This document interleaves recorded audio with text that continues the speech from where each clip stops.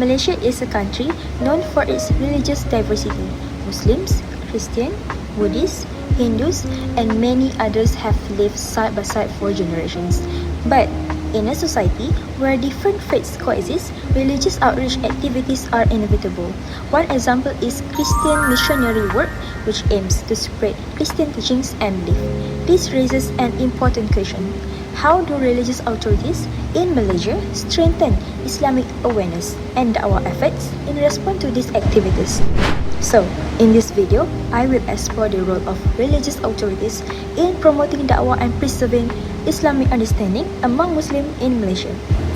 Before discussing the role of religious authorities, it is important to understand two key concepts, da'wah and missionary activities.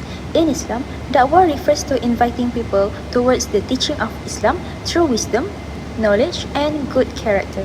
Da'wah is not only directed towards non-Muslims, but also aims to strengthen the faith of Muslims themselves. On the other hand, Christian missionary activities refer to efforts by Christians to spread the teachings of Christianity. These activities may take place through education, welfare programs, publications, social services, media platforms, and personal engagement. In Malaysia, discussions surrounding missionary activities often focus on concerns regarding their influence on Muslim communities and the need to preserve Islamic faith and identity. Several religious institutions play an important role in managing Islamic affairs in Malaysia. First of all, JAKIM.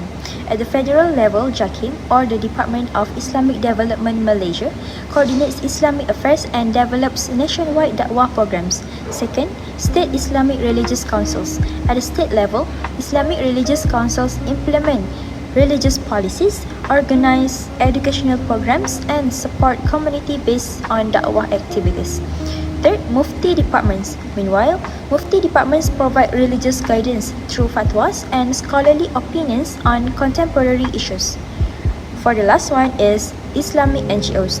Islamic non-governmental organizations also complement these efforts by organizing youth programs, educational seminars, welfare initiatives, and public outreach activities. So, the question is, how do they promote da'wah? Religious authorities use various approaches to strengthen Islamic understanding among Muslims.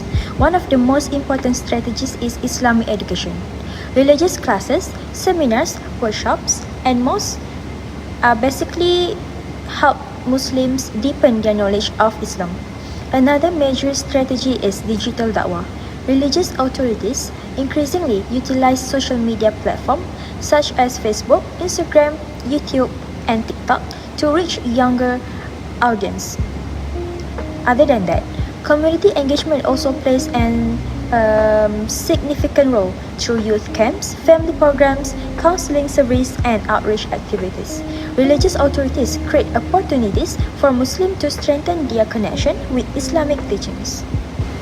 So, what are the challenges faced by religious authorities? Despite these efforts, religious authorities also face numerous challenges. The rapid growth of social media has made information more accessible than ever before. However, it has also increased exposure to misinformation and various religious influences. Another challenge is engaging younger generations who often prefer digital content over traditional religious programs. In addition, limited resources, technological changes, and the increasingly complex religious landscape require religious authorities to continuously adapt their da'wah strategies. To strengthen da'wah efforts in the future, religious authorities must continue embracing innovation. This includes expanding digital outreach, training skilled da'wah professionals, collaborating with educational institutions, and creating content that resonates with younger audience. By adapting to modern challenges while remaining grounded in Islamic principles, da'wah can continue to play a vital role in strengthening Muslim faith and understanding. In conclusion, religious authorities plays a crucial role in promoting dakwah activities in Malaysia. Through education, community engagement, counseling, and digital outreach, they help strengthen Islamic awareness and understanding among Muslims.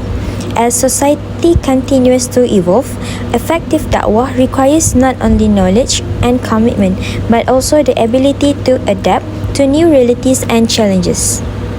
The airplane can also help to address the life needs of people in these most remote places and opens up the door for the Word of God to follow. The isolated places where MAF serves around the world, they're certainly geographically isolated, but many of them, the people who live there are culturally isolated as well. It's rather shocking to stand on one side of a mountain. In relation to Christian missionary activities, Dr. Zakir Naik discussed certain approaches which he critiques from an Islamic perspective. He argued that some missionary strategies among Muslims may be seen as misleading in terms of religious understanding, particularly when different beliefs are presented in ways that may create confusion. He also highlights methods such as humanitarian outreach, education support, and contextual use of familiar religious terms, which he views as part of persuasive missionary engagement. From his viewpoint, this approach may influence the religious perception of individuals who do not have strong grounding in their own faith. However, it is important to present this discussion within an academic context, as it reflects a specific perspective in interfaith debate, while Malaysia continues to promote religious harmony and respectful engagement among all communities. Thank you for watching.